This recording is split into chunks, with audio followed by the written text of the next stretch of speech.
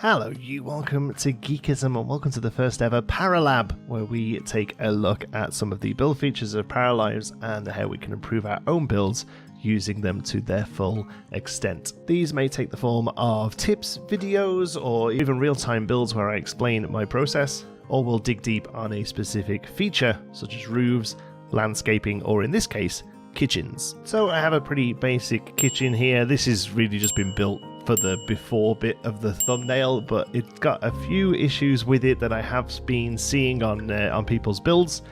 Absolute no shade here, by the way. Everyone plays the game how they play it, and some people care more about this sort of stuff than others. As long as you're enjoying yourself, you're playing the game correctly. But I assume you're watching this because you would like to improve how you build. So that's what we're going to be covering today. So there's a few problems here. We'll come to each of them one by one. We'll just make the earth shake as we get rid of this and clear it out. So first of all, we'll go over some of the more advanced features of putting together a kitchen, and then we'll look at some design principles for building kitchens in any game really, but we'll apply them here to Paralives. I'm going to take this fairly modern one to show off some of the things you can do with cupboards, because it's quite easy to see on this one the changes. I've been seeing a lot of people do this. They place one down, they click it, and they drag it out, and that gives you the kitchen cupboards, and that's fine, works perfectly well. The game treats it as 5 different cupboards, and the surface is all one big surface, but you can place down multiple things on it. But it isn't very often that you see kitchens that just have a lot of cupboards like this. I mean, this is actually quite a large amount of cupboard space for a kitchen. I think in my kitchen I have 4 of these sort of total, so we're going to be doing stuff a little bit bigger here, but it isn't very often that you see this. What you actually see is lots of different sort of types of kitchen cupboards, all put together in different combinations, drawers and cupboards and things like that. A lot of people have got in touch with me about how to change this cupboard into the different types that you see looking down here, and yes, this is how you change some of the elements of the cupboard, but some of them are actually changed up here in the menu. Once it's down here, there's only things you can change, or sort of aesthetic changes, but we'll look at those briefly first of all. So you can come into here, click down onto your colors, it will give you some set ones, and then you can come down and generate your own. And I think it's worth having a look here just how different these can look, just with a couple of color changes. Even before you do sort of anything else, you know, you've got very different looking cupboards. But then here you can come into this, and you can click here to see alternate versions, and this will change the handles specifically. So it gives you 6 different handles. I'm pretty sure all 6 of these work on all of them, maybe not this one with the drawers, but for the most part that will give you different handles. And then when you're coming down here, that is now something that you can change the color of individually, make them look very different. And again, here on countertop, some of them you can change the pattern on them, some of them you can't. This one, for instance, is locked in the sort of Formica looking stuff, but the cabinet itself can become wooden, and I believe the doors can as well. You know, that looks terrible, but there's a lot of changes you can make there. You have to go through each one and figure out what you're able to change and what you're not able to change, but for now we're just going to use this generic one to look at. But how do we change the actual format of the drawers themselves? That's going to be using these 3 dots here that almost don't look like a button. I can understand why people are missing it, but you can click in there, and that's going to give you all of the different options. You have a double cupboard, you have a single cupboard, you have a drawer with a single cupboard underneath it. Swing that around so we can see. You have a set of 2 larger drawers and a set of 4 smaller drawers. I'm pretty sure every single cupboard has all of those options. The other option it has is a piece that looks like this, which is for in the corners, which is actually the first one I would recommend placing down. It gives you a really good anchor point to work from. That's anchor without the W. And then the other one of note is this one here. This is great for putting appliances underneath. So this is really good for fitting dishwashers or what have you under. Obviously, you're going to spend a bit of time to line that up right. But this looks a lot better, in my opinion, than what I have been seeing people do, which is just dropping these in and having them sort of snap. I mean, some of them don't even work that well, but cookers, for instance, will, you know, just sort of snap in. Unless you're getting that really right, I don't actually think it's working out very well. I think you're much better off adding this to the end of a row and then putting in other ones behind it. And then you can, of course, drag to fill in gaps like that. The same applies for the top cupboards. Oh, some of them also have this as well to make a little breakfast bar out of, which is very neat. But yeah, the same applies for the tops as well. So we have a corner one. You can decide how tall or shallow these go, and sometimes these play nice, sometimes they don't. See, that one clicks quite nicely there, sometimes they don't. For these, again, I really wouldn't recommend dragging these ones out. I actually think it's worse with these because you just get cupboards all the one way, which again just doesn't really happen. So what I'd recommend is, once you're happy with the size and colour of one of them, I would duplicate it, and then once it's in place you can click this button here to flip it, and that'll give you those cupboard doors that you're more used to seeing, where they act opposite each other. You can also, if you really want to go the extra mile, you can actually bring that in so the doors touch, so it looks like one big cabinet. You can do that as well. Again, it's all little things as to how much you really want to make a thing out of it. The other great thing you can do once you've got a couple of these cabinets is placing them down like that, and once you've got a gap that you're happy with, finding something that you can use as a shelf. There are a couple of great shelves in the game already. This one I think would work perfect here, especially if you can get the colour right. So I'm going to put that in. I'll go and grab the colour from here. It's a little tricky. I've not found a better way of doing this yet, but so we grab a colour code there, and we fill it in from there. And you can place these in between, and that's going to give you some nice shelving units in between the cupboards as well. And you can spend, again, as long as you like, kind of making these fit and working sort of half and half in the space. You'll have to find that the snapping is a little tricky. If at any point you don't want these things to snap, you can just hold down the Alt key. That's going to let you not let them snap when you don't want to. Here, for instance, it doesn't look good with them hanging over each other, so we're going to hold down Alt and just overlap them like that to get some nice shelves in between the cupboards. Okay, so we've set out some of our cabinets using all the little tricks that we just learned. One thing I really want to point out is here I've got two that are drawer at the top, a cupboard underneath, facing into each other, and that's specifically going to be for the sink. So we're going to grab a sink now. There's a lot of different sinks that are registered sort of under kitchen, but I think a lot of these aren't really usable for a kitchen. This is the one I used in the demo to kind of prove a point. These are all counter sat sinks, so they will sit onto a counter rather than the standalone ones that you'll find in bathrooms, such as these ones. Obviously you wouldn't have these in a kitchen really. But even still, with all these ones being counter sinks, a lot of them don't really work as a kitchen sink. You do occasionally find round ones. It's a bit of an old-fashioned thing now, but you very rarely see these ones where the sink itself is raised from the counter. This is very much a bathroom fixture, just because of how much food waste is around kitchen sinks, how much you're very often using them to clean out dirty things as opposed to washing hands and brushing teeth in a bathroom sink. The amount of grime and stuff that these would collect. So you want to go for something that's much more sort of serviceable, like these ones here.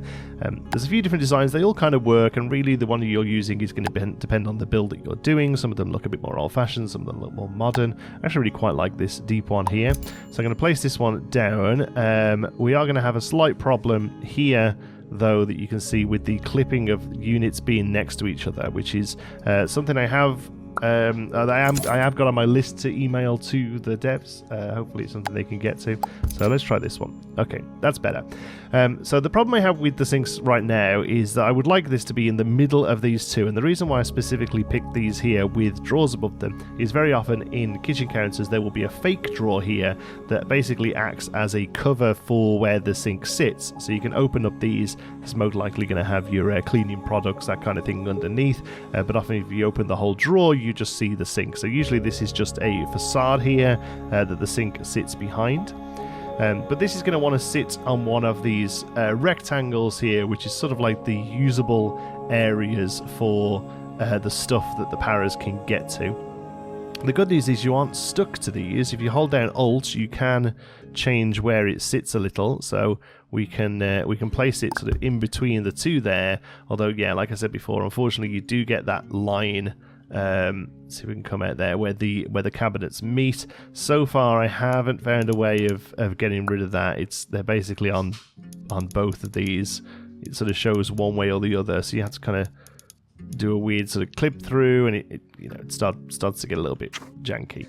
So at the moment the fix is to do one of two things: either deal with that little bar there or just have the sink sat to one side. I think probably that is fine. The only thing I would suggest is having the sink just a touch further back than that, so it sits a little bit further back. And that's the next thing I want to talk about with appliances as well. So for instance, if we take a look at some of these, toaster and microwave for instance.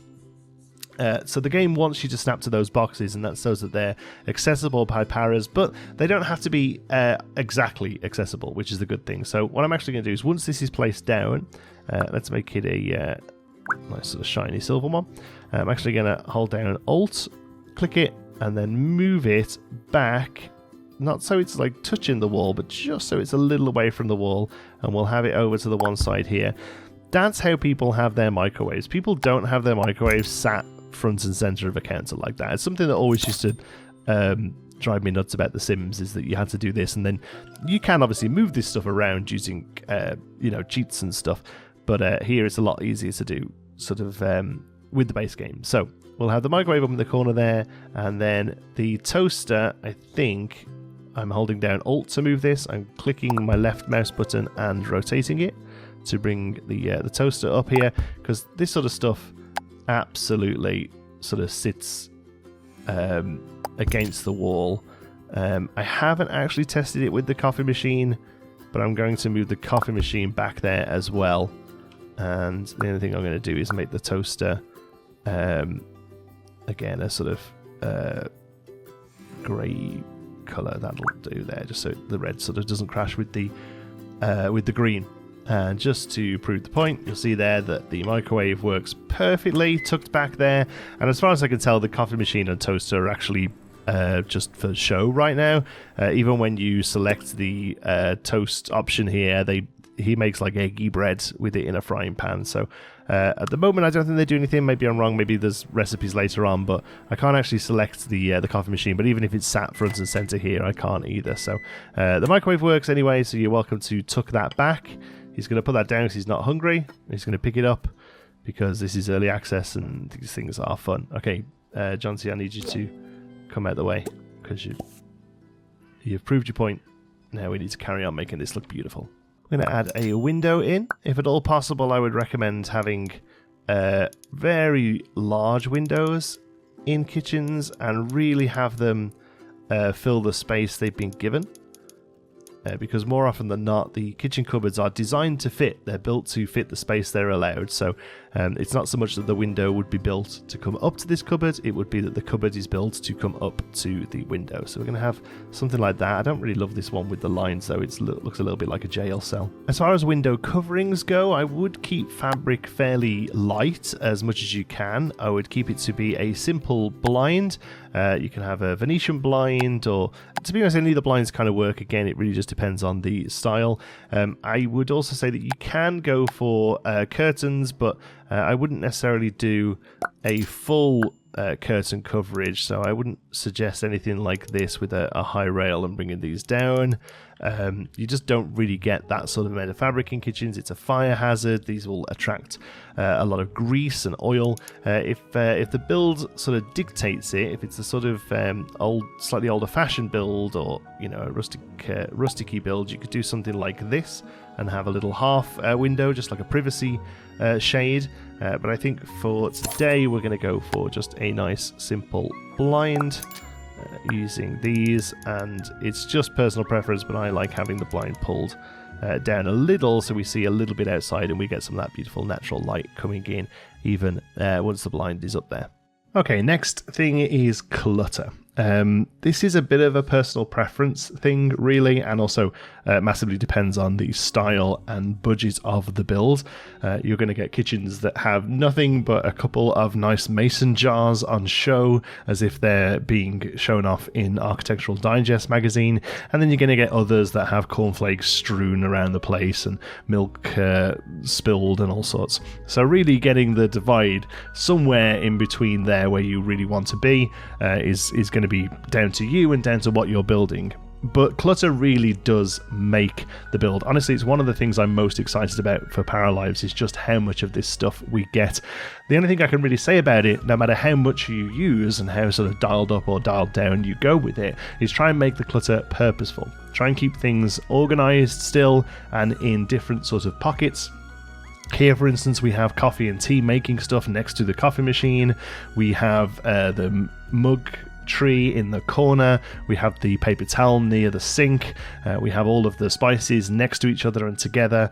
Always try and think about how the space is used and how you can put similar things together to tell little stories. Here we're just adding in a dish rack. Okay, I've turned the corner then and added the other side of the room just so I can show you a couple of things about cookers and sectioning off areas for tile. We'll talk about that in just a sec. Okay, cookers then. Yeah, so there's only 3 in the game currently. This is like a very sort of cheap landlord special one. There's a nice gas range, and then there's an induction one. These just sort of sit next to counters, so if you're using either of these, just sort of place it down, and as I said before, you can use Alt, or you can to get it just right, or what I found is actually if you place it down and it's in the right spot, you can then pull the cupboard up to it. But either way, whatever you want to do, I'm going to do it this way, and we'll just eyeball it there and leave the very slightest of gaps is quite realistic. And then we'll duplicate this onto the other side. And again, if you really want to take it to that next level, just leave it that very slight scale. I mean, it's hardly even noticeable. That's going to get you the gas cooker. All of these are fine. The only one I have a slight issue with is this induction one.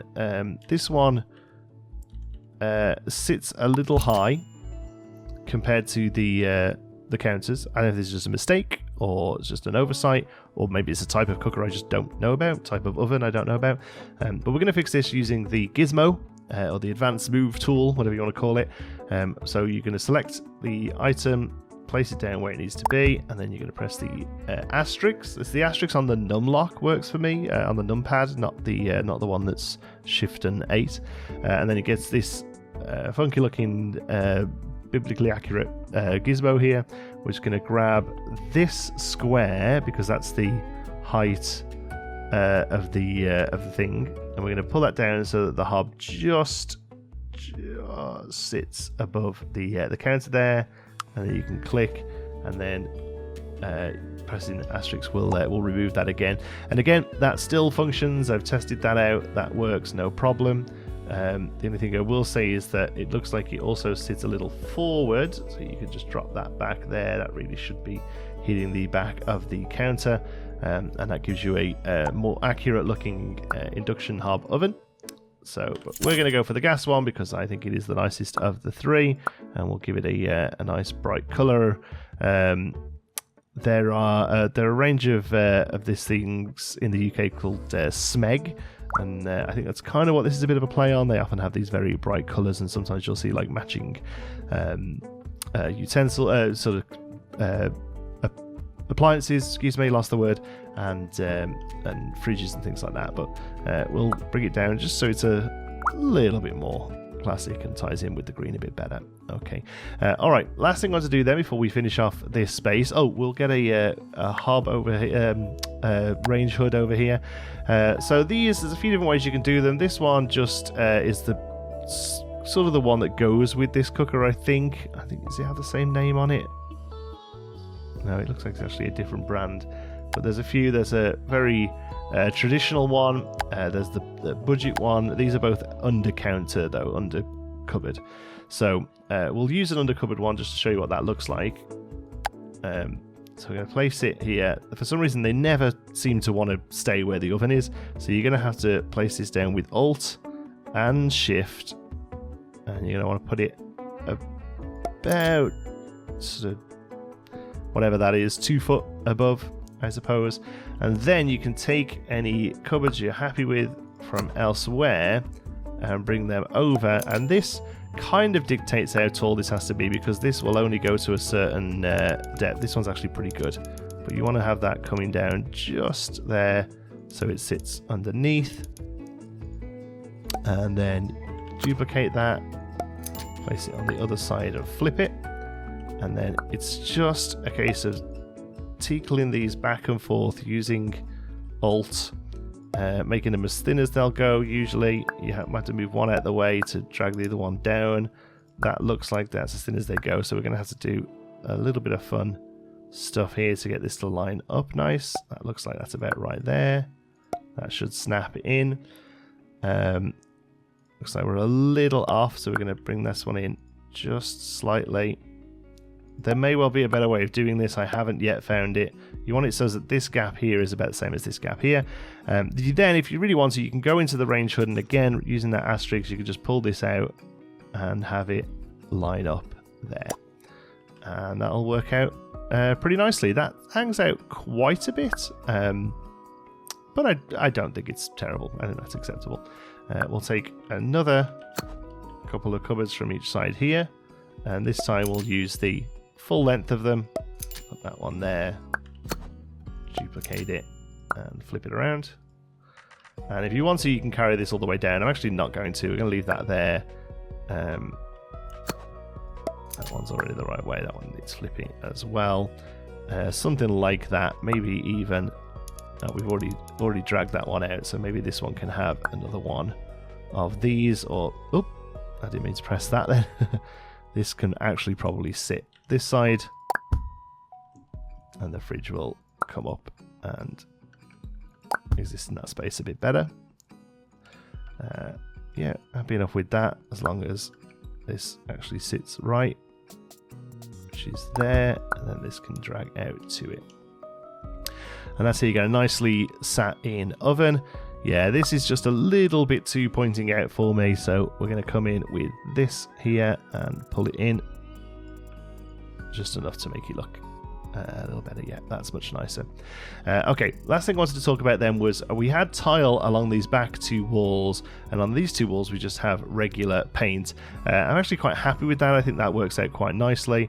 I don't really know why this isn't all one wall. It would help me out a lot if it was, so I'm going to very quickly get rid of that and try and put it all in one piece. There we go. Oh no, it really wants to put a line there for some reason. Oh no, it's just doing it all the way down. Okay, that's fine.